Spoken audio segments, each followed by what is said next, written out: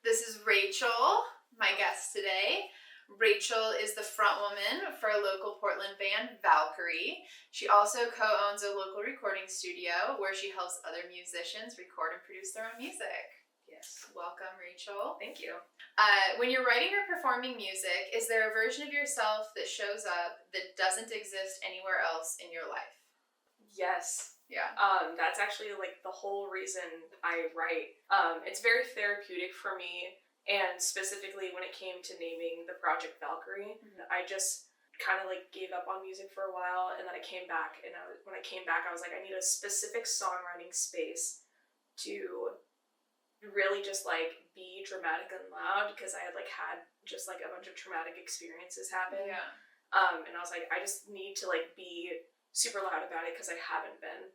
And I was like going through things that like women did or were like suffragettes, and I was like trying to think of like things to name this project, and I came across like Valkyries in Norse mythology. Yeah. They're like angels that come and save soldiers from the battlefield, and they're strong enough to fight off for them to take them up to Valhalla, and I thought that was just like badass, and I was just like, okay, yeah, cool. And I'm Norwegian, so it works out. Yeah. Yeah.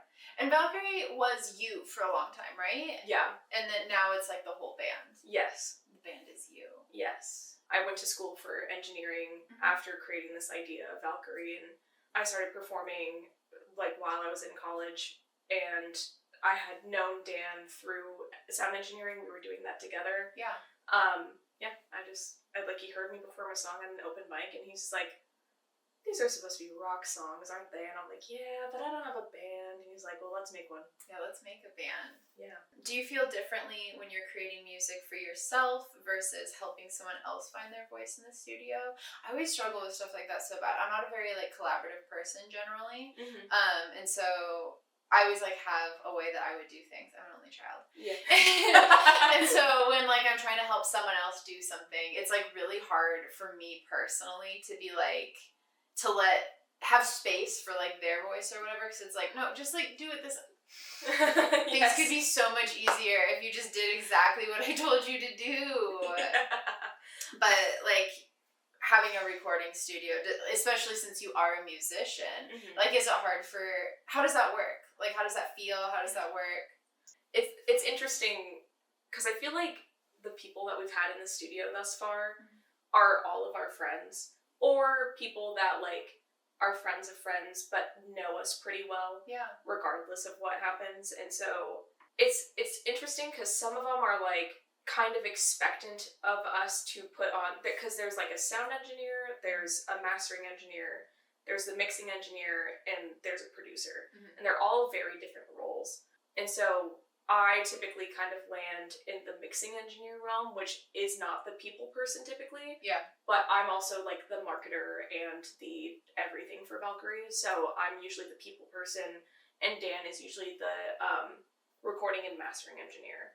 And so we tag team on that, but I kind of have a better way to communicate with the musicians that we work with than Dan does. And I love the man to death, but like he's a little rough around the edges when it comes to talking to people. That's fair.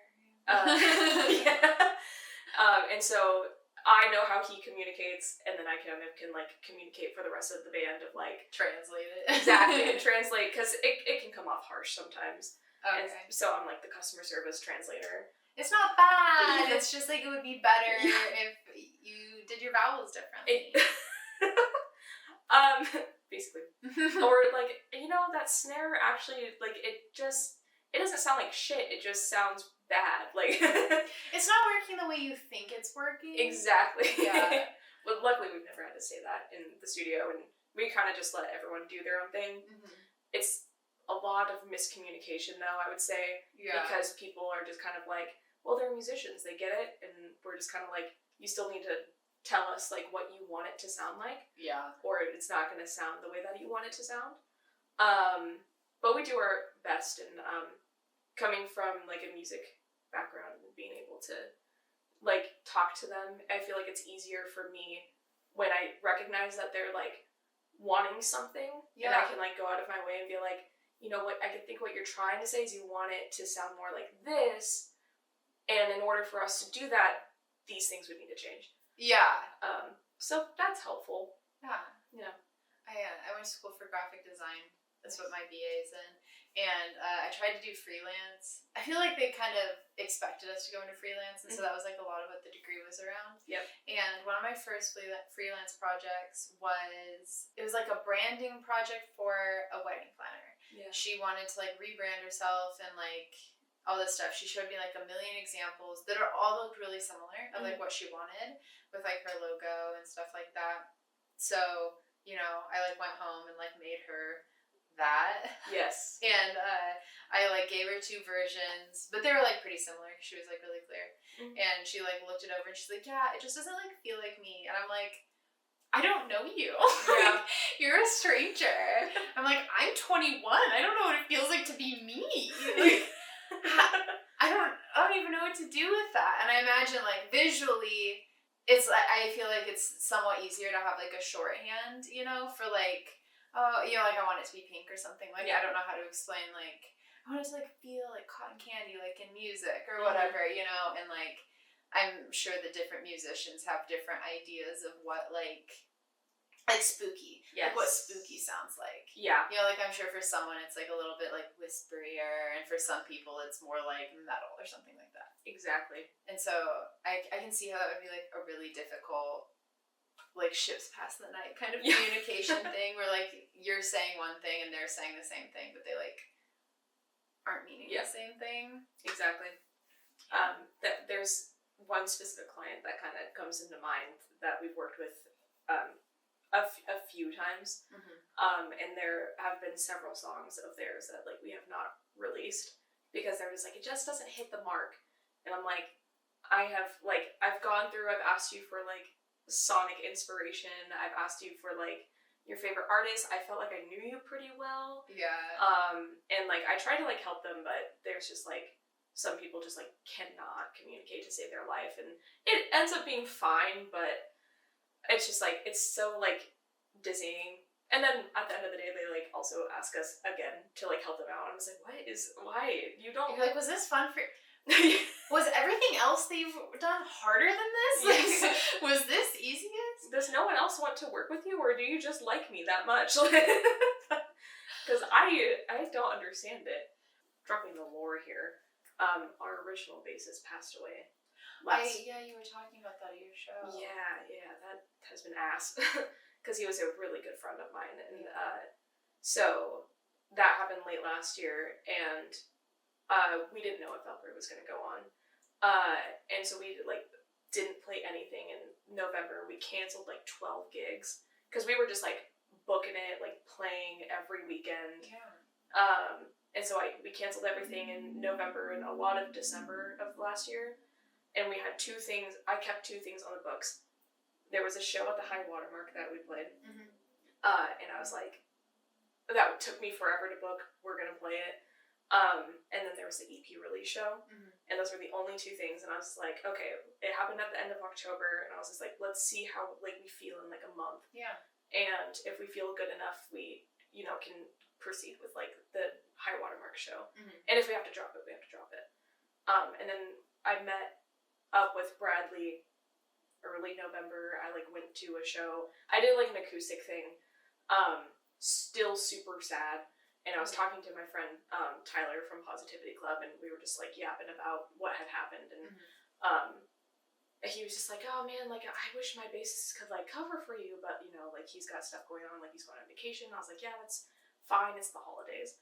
And then I like turned to Bradley and I was like, haha, do you want to like cover in my band for a couple shows? Our bassist died. And he was like, yeah, I can do that. And then after those 2 shows, he was just like, yeah, I think I want to be like a part of you guys like full time. And I was like, that's so nice. That's so sweet. Thanks. It's so weird how things work out like that. You know? Just like life is such a tangle. It is. Oh, it was weird. But yeah. Anyway, all of that to say, again, I'm a yapper. In January, after the EP release show, I was like, you know what? Fuck it. I'm just gonna like book until June. I'll do like 1 or 2 shows a month, and we'll go from there. And I kind of just have this routine now. I'll have the first 6 months of the year like booked out, and then like in April was like, okay, I'll do like the last half of the year, because now like everyone's booking their festivals, everyone's booking all of that. So I like booked summer, and then I was like, might as well like get October and November in there too. And so we got everything except December booked out. Awesome. Yeah. That's so great. Thanks. Is there a part of your music that scares you to share? And if so, what keeps you doing it anyway? Being way too honest. Like, so direct. I do it anyway because with how I felt when starting Valkyrie, I was just like, what do I have to lose? Yeah. I felt like I had like lost everything. And so like I'm like, who cares? I don't care anymore. Like, let's just do it. Who's gonna stop me? Like, who's gonna stop me from saying what actually happened to me, or like how I feel about it? For sure. And it's been nothing but a blessing. I feel like a lot of the traumatic experiences that I had and have songs about are like everyone's favorite too, because they're just like, yeah, like so many people relate to stuff like that, like in ways that sometimes I feel like if you don't put your voice out there, like it feels like kind of isolating, and like you're the only one who has these feelings or this story or whatever. And then I feel like as soon as you start telling people like, yeah, this thing happened to me, everyone's like, oh my god, girl, same, or like that didn't happen to me but something really similar did. And then there's so much community in being like unapologetically vulnerable. It's so nice. It is. You know, I like on top of that, there is like the recent scary thing is I have written a bunch of songs about like losing Kyle, and there has been a whole thing with the family that I'm like, I don't want to step on any toes. Like, you know, we were like we were close, we were bandmates, that's another form of family. And I like am really like terrified to like write any, like make any songs and have the family hear it and be like, how fucking dare you? Like, I'm terrified to do that. I don't think that will happen, but I actually started working with one of my good friends, Finley, who like has helped us on the EP, and he does mostly like pop production. But he's another engineer. And we started doing like a pop thing, and so I have like another secret project coming out where it's like all of these also unapologetically vulnerable songs that about grief and all of that, but I'm like, just so the family can't be mad at Valkyrie, they can be mad at me if they want to be. Yeah, so that's like a whole new thing that I haven't announced yet. You heard it here first. Yes. Has there been a time when creating felt more like a burden than a joy, and how did you navigate them? Ooh. I feel like I'm always cycling through like cycles of burnout. Yes. I feel like I can't do anything casually. Yep. At all. Like, I'm incapable of doing anything casually, and so like anytime I do something, I like really do it the max. Yeah. And sometimes I feel like it's so passive that I wind up doing it the max. Like, I don't intend to. I just like, I'll be like, yeah, I should shoot some shows this month or something, and then all of a sudden I'm like, how am I shooting 3 shows a week every week for a month? Yep. Crying, you know? Yes. I like to do this. This is fun. I'm having such a good time, I promise. Or I'm like, I should make some outfits for this summer, and then all of a sudden I'm like drowning in fabric. Yep. Like, I'm trying my best. But I never know how to cope with burnout on my own. I've like read everything about it, I swear, and I just like, I don't know how people do it. How do you do it? I've been struggling with that too. Because Valkyrie's only been around even just like as a performance space. Yeah. We've only been around for a year. And I'm like navigating that myself, because I feel like most of my burnout I kind of take out on like the marketing side of things.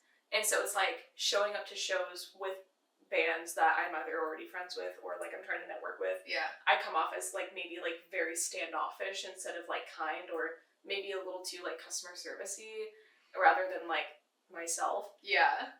So sometimes that is how that feels, or I take it out on like booking shows where I like dread looking at my email of like, oh my god, this person's asking, or like lots of bands will like slide into our DMs and be all like, can you like play this day? And sometimes I'm just short, I'm like, no, can't, sorry. Instead of like being you know, as friendly. Oh my god. Yeah. I wish I could. Yeah. But we should totally do another one. exactly that Yeah. face just. I like to think that I've never taken it out on like my songwriting or performance. There have definitely been a couple shows where like I was like in a very bad mood and you could kind of see it, but that has not happened since I've been like the front woman. Yeah. So that's been a blessing. I dread to see the day that comes around, because there will be a day, and hope to God it's not soon. I mean, it's a job, you know. Exactly. And we always have a bad day at work. Yes. Yeah. But there have been times when, though, like when I was like in like a songwriting rut. Right now I'm like in a songwriting, like just every day I have like several songs I'm writing a day, just like boom, boom, boom. Been writing with friends recently too. That's like a first time experience for me.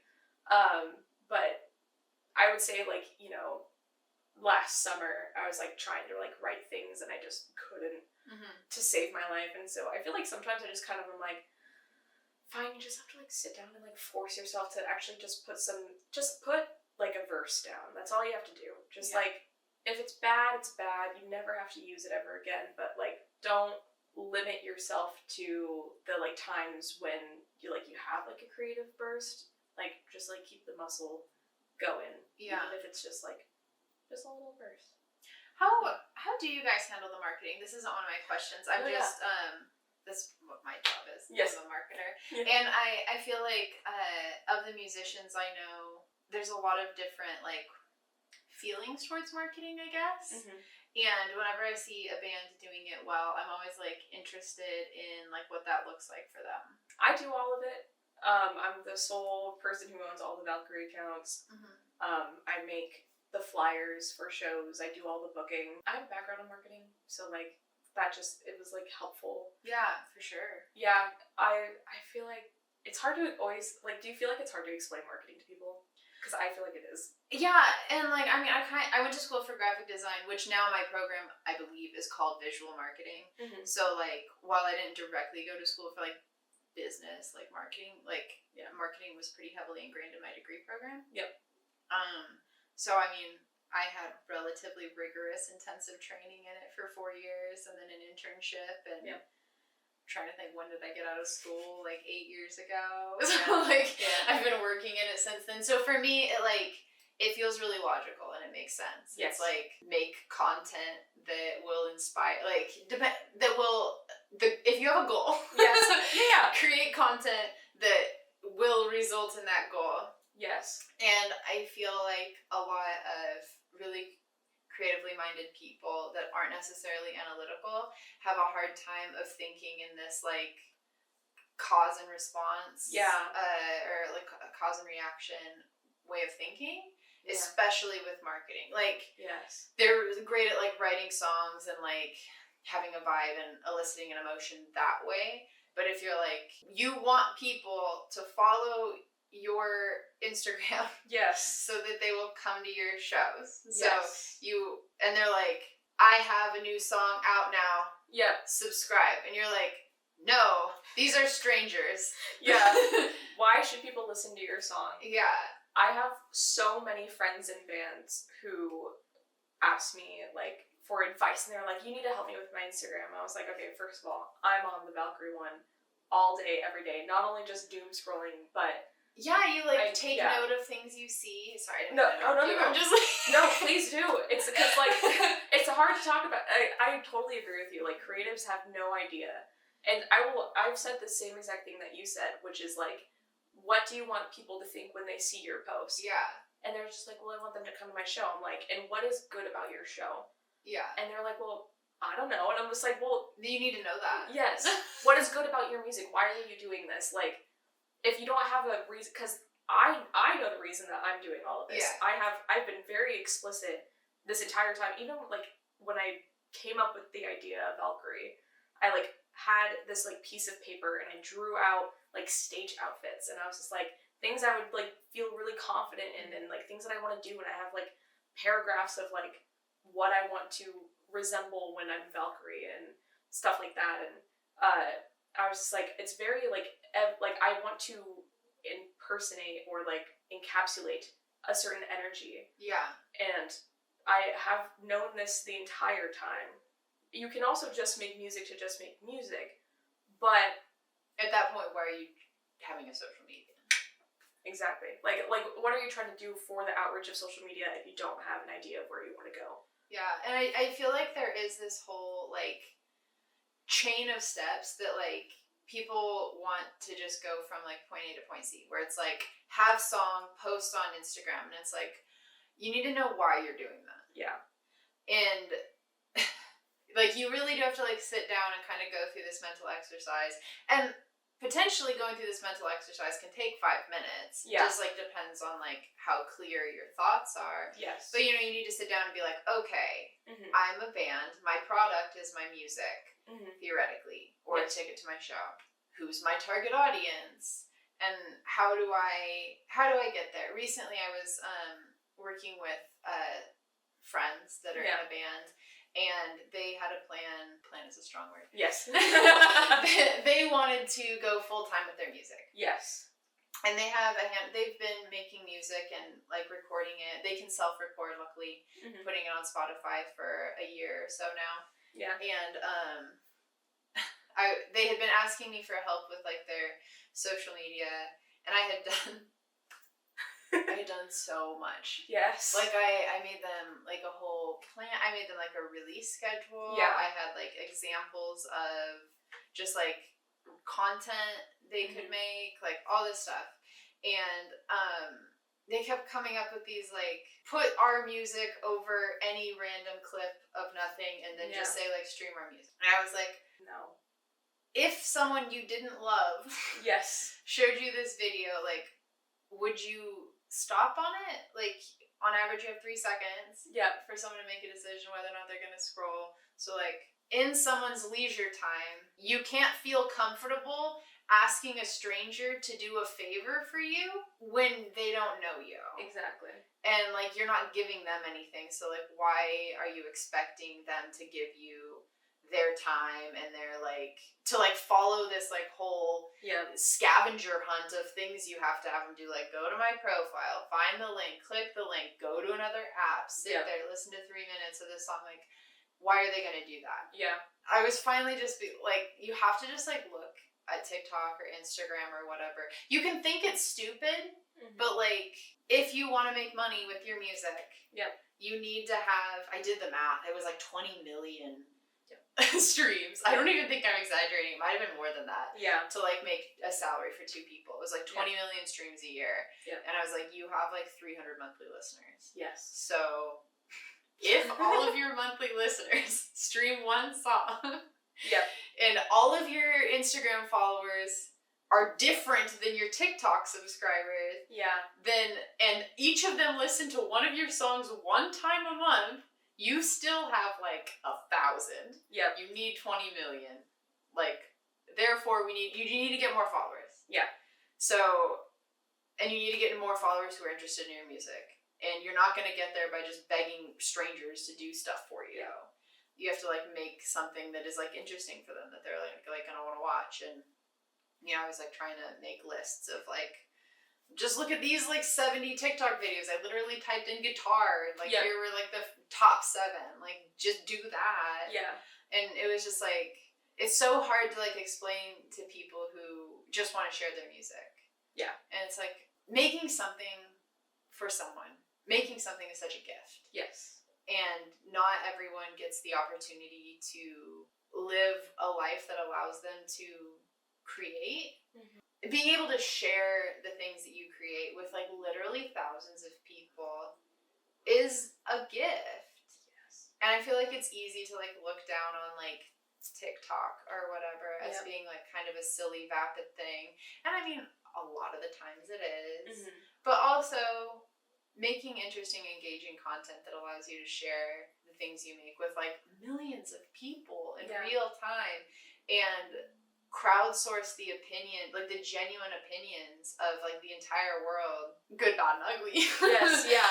I mean, I think it's a gift, and I think if you, like, look at it as, like, I'm incredibly fortunate that I am like able to do. I live in a time and place where like I can show this many people what I do. 20 years ago, if I wanted to get really into sewing, like if I wanted to show a bunch of people the sewing I did, I'd have to just like, I made this. Yes, exactly. I didn't make this, but that'd be sick to do this. Yeah. But you know, now I just get to be like, this is my romper. Exactly. I did little pin tucks, like look at it, and like I don't know, that's so great. You can just like tell people to look at stuff, and I think people need to think of it as being fun rather than it being this like awful chore that they have to sell out in order to like get people that, and because you can feel that grumpiness. You can, and it's a bummer. It's such a bummer, and I feel like I definitely have to like manipulate my band members to like have fun when I'm like taking little like videos and stuff like that, where I'm just like, don't think of this as me making content, just like do your thing. And I'm just these are candids. I'm not gonna force you guys to do a bit. I'm not gonna force you to do anything yet. It's coming. It's one of these days. But yeah, people who just like don't have fun with it, I totally agree with that. Because I asked you and I sent you the whole thing for our next EP. Yeah. And I was just like, this is the aesthetic. Like, I have so much fun thinking about that. Yeah. Because I think about all of the like you know, Taylor Swift kind of coined like the eras, and you think about like your favorite bands and like if they're bigger, more specifically, like the eras in which they had, you know, Paramore when they released their self-titled album, like all the things that Hayley Williams was wearing on that tour. And, you know, what the album cover looked like, and what the little CD booklet looked like, and what was the energy. I love them so much. I'm trying. It's so much money, but I'm like, oh yeah, I will one of these days. But I'm just like, the aesthetics behind all of it, like that's like a really fun thing for me to think about. For sure. Like, and that even goes into like what I wear on stage. I don't want to just wear like, I have my stage clothes and then I have my everyday clothes, and those things typically do not mix. And I have a very specific thing that I want to put out there. And when it comes to the content that we're making, there wasn't much that I could do as someone who had no music online until we released the EP. Like, we had 2 singles, and there was nothing behind that to like support me just being on like, go stream my music. But I could post videos and photos of us performing and be all like, we're a band from Portland, this is what we sound like, and we got music, please go stream it if you want to. And now we're in this like transitional phase where like we're getting more people like noticing us, and more people will recognize like who we are, but more specifically in the Portland scene, more just like opportunities have popped up for us where we're in this transitional phase. And so I'm like leaving everything that I was doing for Prelude aesthetic-wise in the past, and I'm like incorporating things for the next EP, whatever it's called, to like into our shows, and like bringing that aesthetic and that energy into it. And we're playing a couple songs from that EP too in the live show. So just incorporating the little things. But I got friends in bands who are just like, yeah, like I have this whole album written and then I just like put it online, and I have robots that listen to my songs and gives me more streams. And I'm just like, I would rather have the 41 monthly listeners that I have, where the people are like showing up to my shows and like love my lyrics and I can see them singing the songs, rather than have like 4 million monthly listeners and have people showing up to my shows, or most likely not, or having like the 3 people show up to my shows and they know 1 song. Yeah. If that. I mean, I've known people that are in bands and they like record a whole album, or they like drop a bunch of things, and all they do is like post like a Canva still for their album, and then post like once a year for each band member's birthday. Yeah. And they're like no one knows about us. And you're like, well, what are you doing to change that? Exactly. And there's like other things you can do, I guess, besides social. I don't know what they are. Yes. I mean, like if you want to wander around and like put up flyers, pop off. I mean, like maybe that'll be really effective for certain types of people. Yeah.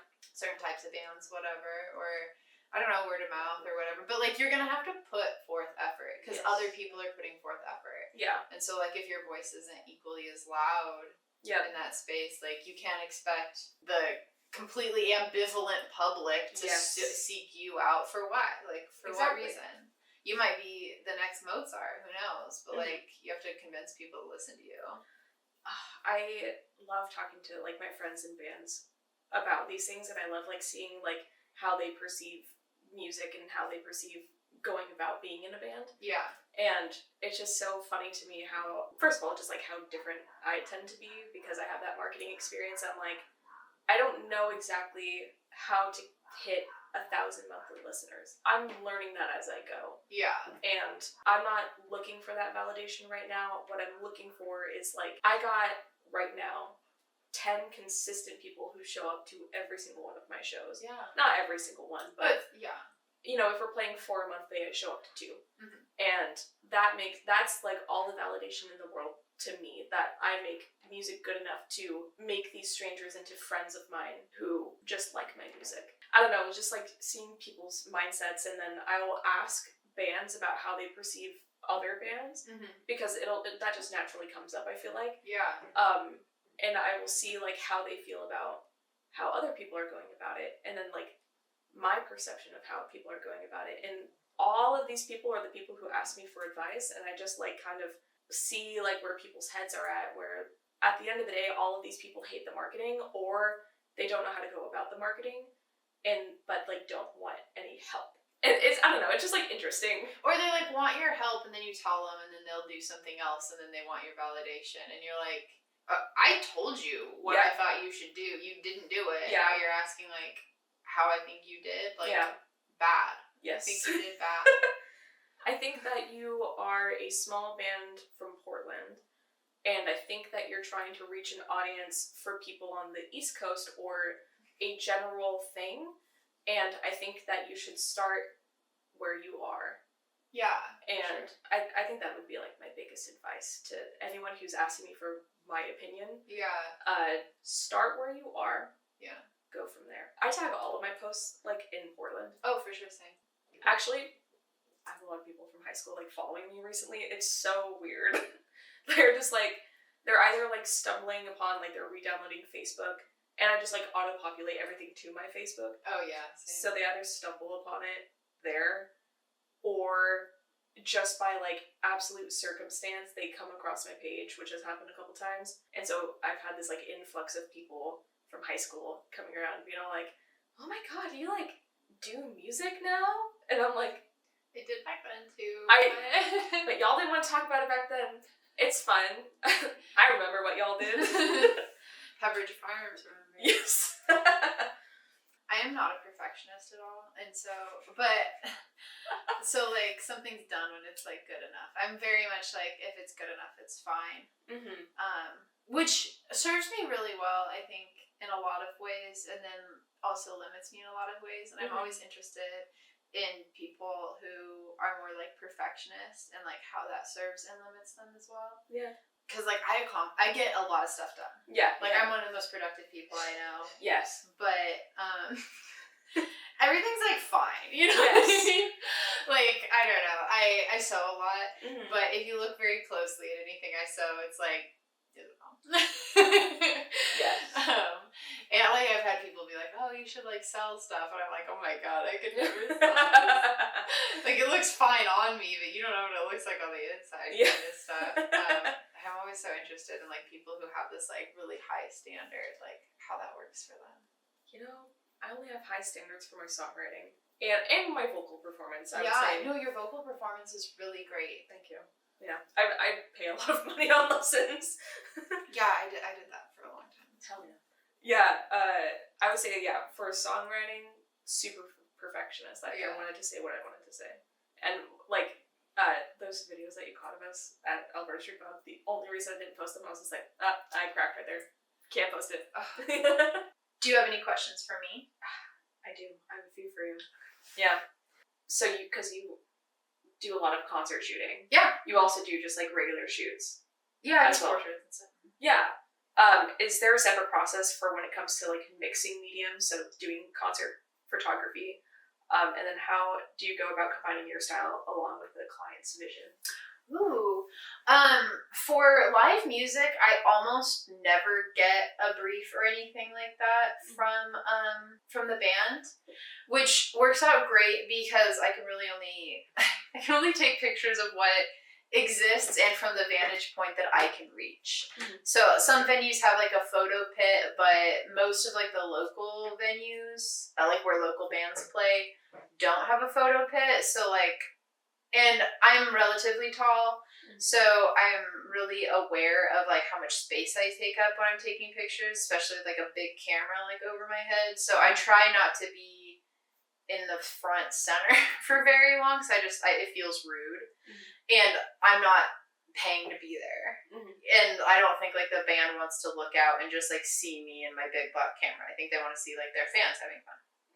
All that to say, if someone told me like, I want you to capture this, the chances of me being able to do that are like 50-50, I guess.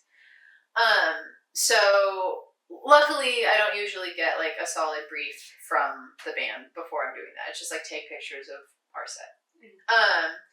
For portrait promo shoots, I do usually get more of like, I love when people make me Pinterest boards or something like that, because that's always really helpful. Especially because different words mean different things to different people. Like, I went to school for graphic design. Modern to me means like 1960s-esque, and like modern to a lot of people means like now, and like very white and open and stuff like that. So I'm not thinking the same. So I prefer having something visually to reference. I feel like in general, like women are better at putting that together. Like they say, like, can you make me a mood board? Men are like, what is that? And you have to kind of explain what a mood board is. Not to gender stereotype, but I feel like we were on Tumblr. Yes. Yes. So usually like the girlies will get me like a board of all these inspo pictures and the vibes and stuff they want, and I try to hit that. I have had a lot of editing styles in photography. I've been shooting since always, I guess. Like my first camera I got in like elementary school was like one of those chunky point and shoots. And I don't know, I've like edited a lot of different ways throughout my life, and it's not really hard for me to kind of adapt to a style that's given to me. Yeah. And I don't think that I have a really clear style. Like, I have things I like to do, and I always have this one like Starburst filter at the end of my lens, so a lot of my photos tend to look the same because it has that like light beam effect. Yeah. But yeah, I just kind of like try to give the client like whatever they ask for. I mean, there's probably some things that, like, if they asked me for, I'd be like, I don't think I'm the right person to do that. It's a fun challenge to have someone tell me, like, I want my pictures to look like this. And I've been shooting long enough that I can usually kind of tell how the photo was taken, like focal length, that kind of thing. After shooting live music, portraits are so easy. Yes. That, like, when people want to book a shoot for a couple hours, I'm like, believe me when I say you're not going to want to be doing this for 2 hours. Like, it's just going to go by so slowly. Really? Like, because I can have 100 shots in 15 minutes because it's so easy when, like, lights aren't going like this and it's pitch black and everyone's moving and that guy's in the corner. Yeah. I love doing portraits. I don't get to do them super often any longer, but I love when I do get to do them because they're just so fun and so easy. Nice. Yeah. Do you have to like have a different mentality going into? For live music, you have to be like ready to go. Yeah. A lot of times you only get to shoot for the first 3 songs. For like bigger artists, because their publicists don't want pictures of them where they're like really sweaty. Yes. Which is totally fair. For local music, you're kind of expected to shoot the whole set, which is actually like somewhat grueling because like I'm so used to shooting for 15 minutes and getting everything, and it's hard to like shoot slower than that. Yeah. But you know, if someone's paying you $100 to take pictures of them and you're just like standing around with your arms folded, they're gonna hate you. Like, regardless of like what you give them, they're gonna remember you standing there going, yep. So you kind of have to like take pictures throughout the whole thing. Yeah. And portraits, it's like so easy. I'm just like ready to go have fun. Yeah. And we'll see what happens. But it's very technical to take live music pictures because of the dark, because of how much people are moving around, because of the weird lights. Yeah. And a lot of it, I don't know how it's gonna look until I edit it at all. Nice, yeah. I just kind of have to like hope. Yes, hope and pray. But I pretty much know how everything's gonna look when I do portraits. I have a lot of confidence in my ability. So much more now that I've been shooting live music. Yeah. It's so much easier. Yes. Valid. Yeah. Yeah. Do you ever, because you don't do this like full time, it's not like your primary source of income or anything. That being said, like with your relationship with clients and all of that, has there ever been a moment where you felt like that you had to like step outside of your normal process to make someone happy or make a client happy? Like, do you feel like that you've ever had to like challenge yourself to like be the bigger person in a situation? I think probably not with live music. I had one person ask me for different edits on something, and I had a moment where I was kind of like, and then I looked at the pictures he sent me back, and I had messed them up. Like, I don't know how I did it. It was like a masking error where I had like auto masked out something, and so I had like increased the brightness on like their faces, but like I had gotten like this weird section of a tree also like really bright and it looked really weird, so I was like, oh, that's like totally my bad. And like I didn't feel any kind of way about that at all. I just like re-edited them. I was like, oh my god, sorry, thank you for the opportunity to redo this. Yeah.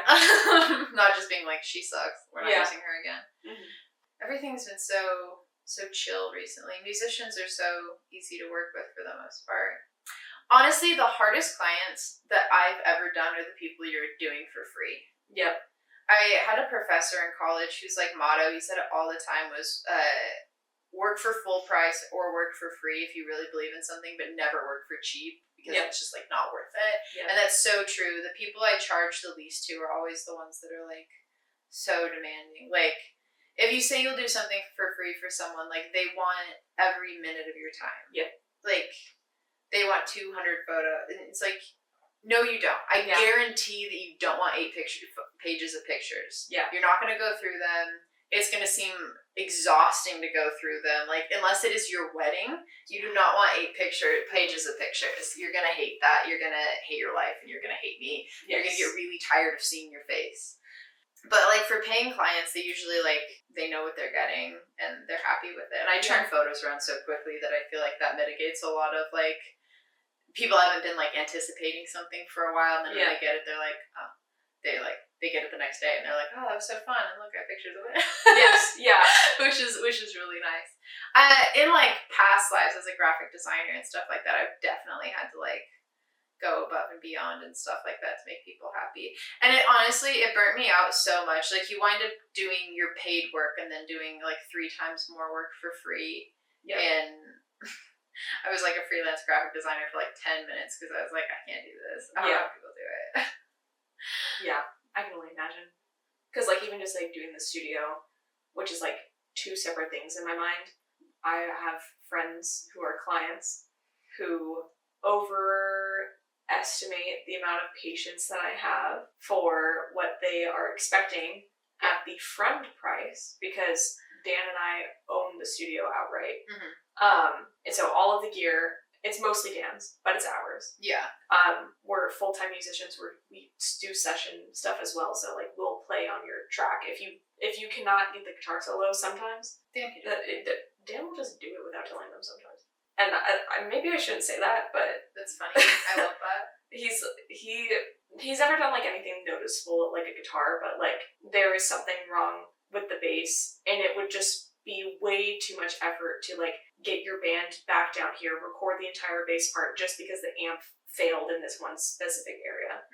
He just plugs in his own bass and redoes it, and you can't even tell. And like working on our own EP, like we were able to like do the entire process and for ourselves and like really communicate like what is this trying to encapsulate and stuff like that. But there's this like specific band that I'm thinking of that they got one hell of a fucking deal for us to do a few songs for them, and we fully mixed and mastered, and we sent them the master track, and they sent the master track to another engineer, and that's fine. Oh my god! But it's weird that you would only pay us X amount of money to send it to a professional studio, and then you're asking us for all of the stems for it because you want to send it to this professional studio. Oh my god, if someone sent my raws to another photographer to edit, like, I would never talk to them ever again. I was like a little livid because I was like, not only did we spend all of this time and energy, because, you know, we paid them, they paid us less than an ideal amount of money for how much work goes into making a song, and then you're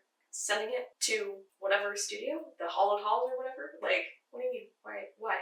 It's like, oh, so you just kind of took advantage of me. Yeah. We mixed and mastered that for you. That was like 20 hours worth of work. Oh my gosh, that would hurt my feelings so bad. Yeah. I still kind of haven't forgotten it, but do you have any boundaries with your regular life and your professional life? Sorry, your regular life and like your creative life. I need to be better about having boundaries just in general. That's actually a big focus of my life this year because I feel like I'm capable of doing a lot, and so it's really easy if people be like, "Can you do this thing?"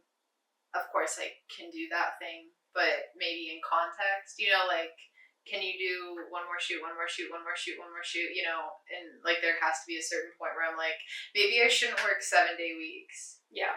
And I am trying to start having more firm boundaries with my friends, especially around marketing stuff. Like, I have a full-time marketing job. It pays me very well. Yes. I went to school for this, and I've been doing this for almost a decade. Yeah. I can't be doing this. I can't be like your on-call for free marketing consultant whose advice you don't follow. Like, it's just exhausting. And I'm like trying to get better at just like saying no. Yeah. And a lot of times, you know, I have like friends who I'll do like free photos for and stuff as long as I get to kind of like creative direct and stuff, you know, because usually I'm doing stuff to do with other people's visions. But I have like a couple friends where they'll just kind of like, I'll be like, oh my gosh, I have an idea for a shoot and it's weird, but like, can you just like meet me somewhere for like 20 minutes and let me take some photos and then like you get what you get, you know? Yeah. But I feel like then it's easy for them to be like, oh, well, Belle will shoot this for free or whatever. And it's like, I don't know. I don't want just, of course I want to be there for my friends and I want to like help my friends succeed and stuff, but my time has value. Yeah. And also I'm like a really busy person. Yes. Like I'm not just like sitting, I mean, I am probably sitting at home, but like while I'm doing that, I'm like doing other stuff. Like, yeah. I'm sewing and editing a podcast and trying to manage a YouTube channel, and I have a full-time job, and I have 4 photo shoots this weekend, and like also I like take care of my mom, and like I have a cat, and I have friends, and I sleep sometimes. You know, like I'm trying to like manage my own life. Yeah. And I'm really, really trying to have firmer boundaries with friends around stuff like that. It's hard. It is. And I'm also trying to get better about, I mean, because I don't need to shoot shows. And if I don't enjoy shooting a band, I kind of want to not shoot it again. I shoot for a magazine for free. And like any of the bigger shows you've seen me shoot, if you're like, oh my gosh, you shot glass animals, didn't get paid for that. Yeah. I mean, some of them I have, but not any of the like really big ones. It was like an honor to be allowed to bring my camera in and shoot these. Yes. And I'm incredibly grateful for it. However, I have gotten really burnt out in the past doing that along with paid work. Yes. And so I have been taking a step back from that a little bit as well. Like I used to just shoot because you get to go to the Crystal Ballroom and shoot like a big band or whatever.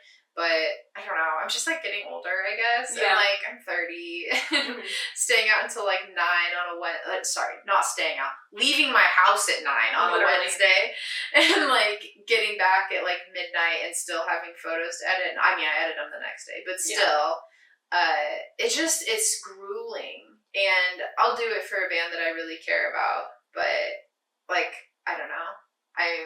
I'm not doing it for bands I don't care about anymore. Yeah. And that's been really great. Actually, one of my favorite bands is Hippocampus. And I got a ticket to see their show when they were just here a couple weeks ago. And my intention was I was going to buy a ticket and then I was going to be able to shoot the show. And so like I could just give a ticket to a friend. And I didn't get approved to shoot the show. They ghosted me, which is fine. Like, it was nothing personal. I'm sure they ghosted a million people. I just decided not to go. I was like, I don't really want to go to a concert by myself at like 10 o'clock at night and just stand there and like not take pictures. And I've already seen them live. And it's not that I don't like their new album, but that's not like, I don't know every word of their new album. It's not like, I'm going to be super stoked. And I was like, you know what? I don't need to go. I'm just not going to. I would rather watch the Great British Bake Off and finish drafting my romper pattern. I've done that so many times. Yeah. Yeah. And so I'm really trying to like safeguard like my own happiness and well-being recently, and like live a more peaceful life, like that's just like full of things that bring me like joy and peace. You know, not like at the detriment of like other people or whatever, but I don't need to be like constantly working myself to the point of exhaustion for people who like, not that they don't love me or whatever, but like I know they wouldn't do the same for me. Exactly. Or I would never ask it of them. Yes. And I think people need to be like a little bit less comfortable asking for like endless shit from not just me, but like other people. Yeah. Just like, yeah, like be slightly embarrassed about how much you're asking people to do.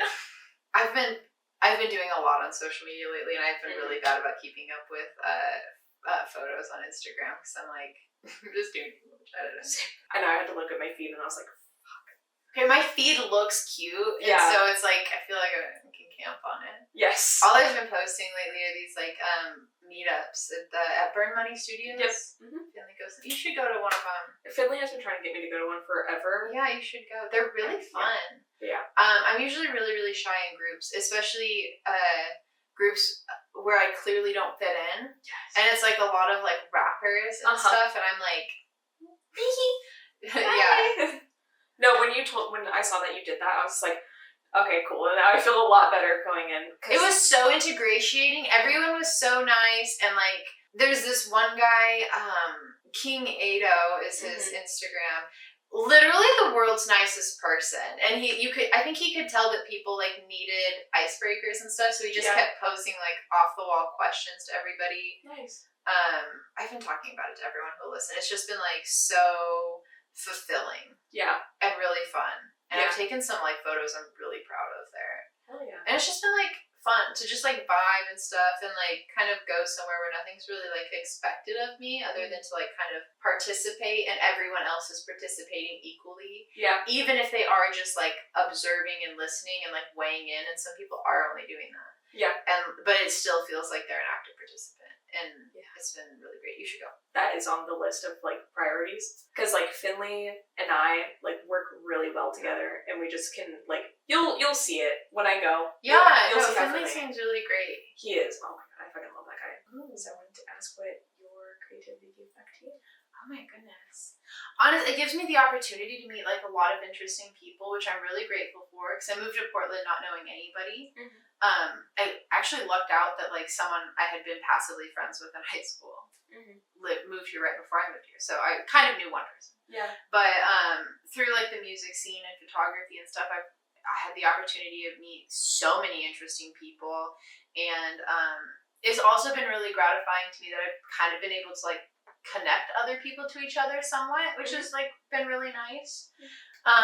Sewing's giving me, because I sew a lot, and that's given me a lot. Yeah. It's really helped me like reconnect to like my family, and like think about how like other generations of women in my family have like done the same thing, and I'm fortunate to be able to do it in this like fun way, you know, where other people might have had to do it out of like a bit more of necessity. And I've also gotten to meet like a lot of really interesting people, and I've got to learn a lot, and I feel like being able to explore different facets of myself, photography in particular, has like put me in spaces that I would not have found myself in otherwise, like those creative sessions with like rappers and stuff like that. Like I have no reason to be around like a bunch of rappers. Yeah. But like I'm so fortunate to have gotten to like meet those people and like be in those spaces, and like just I feel like you learn and grow so much like the more different types of people you get to be around, and like understand how different types of people were, and it's like really pushed me in my like creative process to do things that I wouldn't normally do, make things I wouldn't normally make. And I mean, like I got to meet so many incredibly creative people, and I was like so overwhelmed by everyone I knew, who I just thought was like so incredible and so interesting, and all the conversations and late nights I got to have with like wonderful people. I was like, I feel like these conversations are worth sharing, and that's why like I started this, and like it has been just so incredibly rewarding. Oh yeah. But anyway, Anyway, Rachel, where can people find you? People can find me on Instagram at ValkyriePDX. It's like Valerie with a K. So ValkyriePDX. And that'll be in the show notes. Oh, cool. Awesome. And you can find us on all streaming platforms just as Valkyrie. Yeah. Awesome. Thank you so much for listening. Even if you're unfinished, you're still worth listening to. Bye.